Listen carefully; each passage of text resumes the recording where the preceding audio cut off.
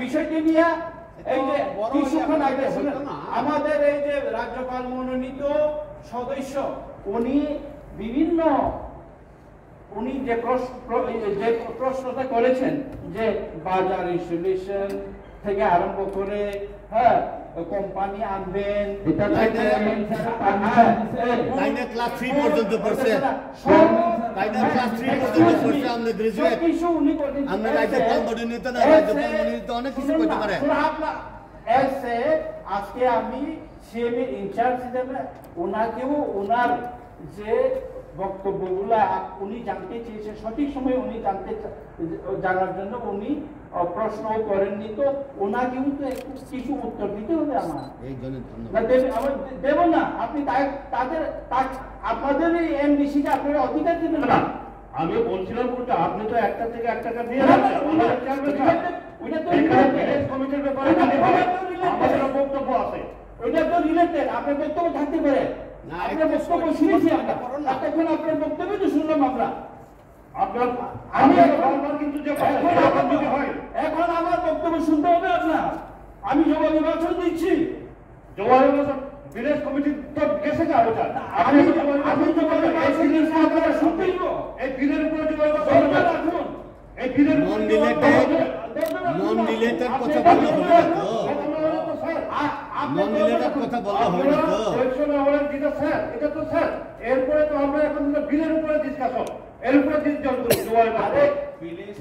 ইলেকশনের সঙ্গে জড়িত কন্টিনিউ করছি হ্যাঁ তো যেটা বলেছিলাম যে এরকম আমাদের ভিলেজ কমিটির যে অবস্থা সেখানেও আমরা চাইছি যে এই যে ইভিএম ইলেকট্রনিক ভোটিং মেশিনটা ব্যবহার হয় একটু আগে আমাদের অনারেবল এমডিসি যে ভাষণ যে মাননীয় চেয়ারম্যান সাহেব যে সুযোগ দিয়েছেন ওনাকে বলার জন্য উনি আমাদের কথাকথিত এই বিলে এটি বলছেন নাকি না এটার বাইরে তো উনি প্রশ্ন করেছেন ওইটার উত্তর দেওয়ার দরকার আমাদের না উনি বলেছেন শিক্ষা তুই লামার ব্যবস্থা না এটা করতে হবে হ্যাঁ বুট হ্যাঁ মাস্টার নাই কোম্পানি আনতে হবে টাকার প্রশ্ন অনারেবল এমডিসি সাহেব আমরা কত প্রজেক্ট পাঠিয়েছি হাজার হাজার কোটি টাকার প্রজেক্ট পাঠিয়েছি আপনি যে স্কুলটার কথা বলছেন যে রাস্তার কথা বলছেন যে জলের কথা বলছেন আমাদের বুক ফাটে আমরা করতে পারছি না সেই ধরনের টাকা আমাদের কাছে অর্থ সংস্থান নেই এর জন্য আমরা ওই একটু আগে আপনারা বলেছিলেন যে টাকা কোথায় কার সিন্ধুকে গিয়ে এই যে নীতি আয়োগের 10 কোটি টাকা আমরা সাবজোনাল তৈরি করেছি সাবজোনাল যে 10টা সাবজোনাল তৈরি করেছি এই যে ওই কাউন্সিল ভবনে তৈরি করার যে নীতি আয়োগের টাকা হ্যাঁ আমরা তাইবার করেছি কিন্তু জনসাধারণের সেবাতে আমরা ওইটা সাবজোনাল ভবন আমরা তৈরি করেছি অম্পিতে উদ্বোধন হয়ে গেছে আপনার এখানেও তো উদ্বোধন হয়ে গেছে অনেক জায়গাতে এখন উদ্বোধন হয় আমার এখানে ইয়েতে হবে তুই মধুতে হবে উদ্বোধন হয়ে যাবে আপনারা আরেকটা বিষয় যে ওই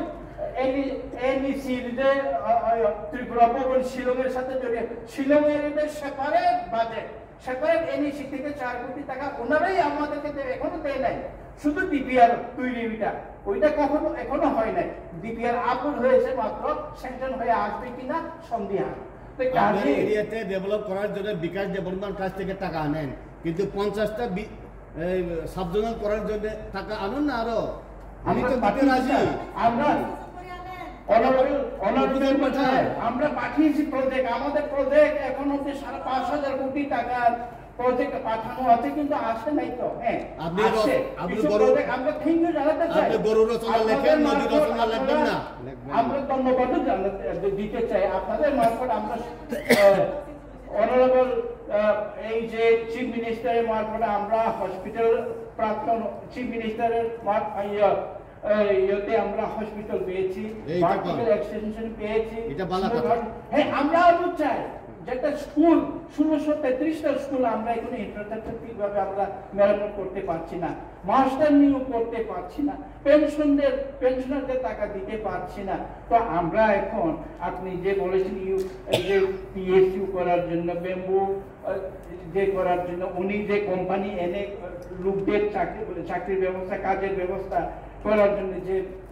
ফান্ড দরকার, আমরা 254 কোটি টাকা গত 5 বছরে আমরা পাইছি না। এমডিসি সাহেব শুনেন, তুই এমডিসি সাহেব 254 কোটি টাকা গত 5 বছরে আমরা পাইছি না। ওইটা যদি আসতো অনেক কিছু আমরা করতে পারতাম।